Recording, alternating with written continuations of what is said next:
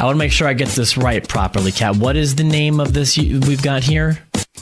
It's 12 warning signs you're about to marry your future ex-husband. And I do have to say, since you've pitched this idea, Chandelle's ears have perked up. I need to know. She's asked us like 3 times, when are we doing the future ex-husband list? Right. Are you at all nervous, Chandelle? No, I'm not nervous. Okay, you know that most marriages end in divorce. I'm aware. Okay, and you think that you're gonna make it all the way? That is the goal. Okay, I'm pulling for you. Kat, why don't you now share with Chandelle the list of ways she can tell she's about to marry her future ex-husband? All right, here we go. Number 1 says follow the 1 a.m. rule. This is from Thought Catalog, by the way. All right, sure. Follow the 1 a.m. rule. He tells you that he's going out with his buddies for happy hour, but's unreachable and unresponsive to any form of communication the entire night. He comes home in the early morning hours drunk and defensive. If you haven't realized it from the horrible feeling in the pit of your stomach, this is a problem.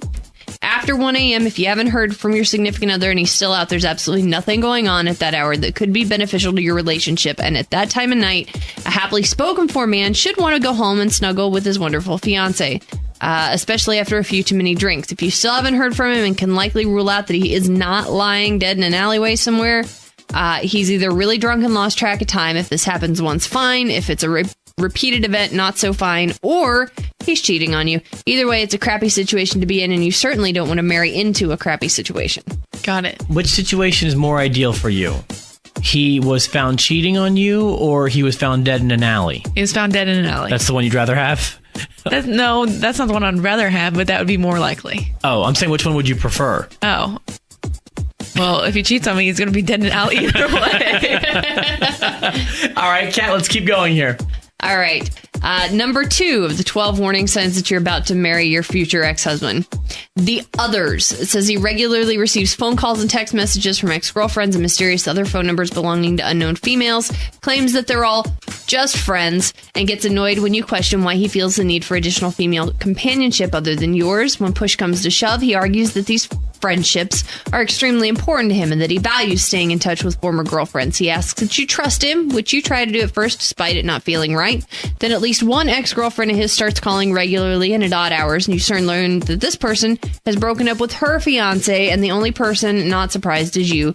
She leans on your fiance to get through this unhappy time. Meanwhile, your fiance continues to get text messages and phone calls from the new woman that he met at his lunch hour during the workday, or on the bus to work, or at the jewelry store where he was shopping for you, of course. He's explained to these women that he's engaged, so he thinks you're crazy for being jealous. You have the overwhelming urge to check his email and read his text messages, but he's constantly changing the password and never leaves his electronic devices open for reading. All right, Chandelle. That has never happened. Well, give it time. Give it time. Rob. Go ahead. Number 3. He wants to change you. And says whether that's encouraging you to wear more makeup, higher heels, shorter skirts, tighter jeans, going to the gym more, or directing your career, you already see controlling behavior, which will only get worse with time. If he can't be satisfied with how you are now, when you're young, healthy, and gorgeous, don't bet that it'll get easier to satisfy him when you're older, have real stresses together like mortgages, kids, job issues to deal with. Nope. I never wear makeup anyway. So. Whoa. Where's all your IU gear? Okay, yeah, that's true. I'm not allowed to be an IU fan anymore.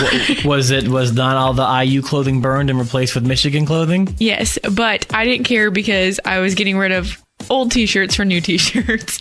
And to me, a team's a team. I don't care. So there you go. It's just a t-shirt. A win-win. Yeah, I got new t-shirts, so. All right, 12 warning signs you're about to marry your future ex-husband. This is from Thought Catalog, coming in at number 4. Family feuds. His family drives you insane, but he doesn't understand why. His mother is constantly criticizing your choices as a couple. She has an opinion about everything and likes to share it constantly. His father has a temper, and this often arises at ordinary family events, making it extremely uncomfortable for all involved. It's one thing if you and your fiancé are on the same page about his intense mother and his lunatic father. It's another if it's you versus them. Family always wins. You're screwed. If they live around the corner, you're screwed even more. You marry the family when you marry the guy. Make sure the family is marriage material as well. Is the family marriage material? I don't think his mother criticizes me, but Josh is her favorite. So I don't. You feel pressure? Yeah. Yeah. Like you'll never be good enough kind of pressure? Kind of. Okay. Yeah. But he's very much on my side. But it's self-inflicted. You don't feel it from outside. You just feel it within Yeah, it's yourself. just me. 'Cause Okay. It's very obvious Josh is her favorite. How many does she have to choose from? How many brothers? Just two. But Okay. Sorry, Josh's brother. Is the other one's bar set very, very low? no, it's like one's the dad's favorite and one's the mom's favorite. The other brother is actually Slender Man. God, Rob. Can we, let's split this list in two, by the way, Okay, after we'll number do 6. we'll Yeah. do two more. All right, number 5, the basics. It says you have not had the important discussions about whether you and your fiance want kids, what your religious beliefs are, your financial situation, and your short-term and long-term goals. If your fiance dreaming of moving to the other side of the country one day? Is he insistent on living abroad at some point? Perhaps you have had these discussions but don't agree on a view. Hash them out now. They only become trickier later on. Also, the way that you resolve differences is just as important as what you're debating. Do you scream and cry until you get your way? Does he? Do all fights leave you feeling bitter, hurt, and Has hopeless? he ever gotten his way? Yes, he's gotten his way. Okay. But every time I ask you for... IU shirts. Yeah. There you go. Okay. There's a good example. That's a big one. Yeah. So Josh will never ever be able to end an argument with "you never let me have anything, you never let me win, you never let me get my way," because Like, she will hello, always be I'm able wearing to go blue and back to- gold. There you go. All right. So let's see. Do all fights leave you feeling bitter, hurt, and hopeless? If you're crying on a regular basis, I'd say that's a strong sign of a future torturous marriage, especially since the engagement is supposed to be the happy, hopeful time. How is your happy, hopeful time? Pretty Shanda? good.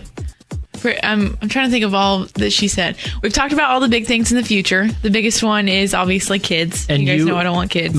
Correct me if I'm wrong, you don't want kids right now, or at least you say you don't want kids ever, but I know it's just right now. And Josh does, right? Yeah. Not necessarily right now, but Josh really wants kids.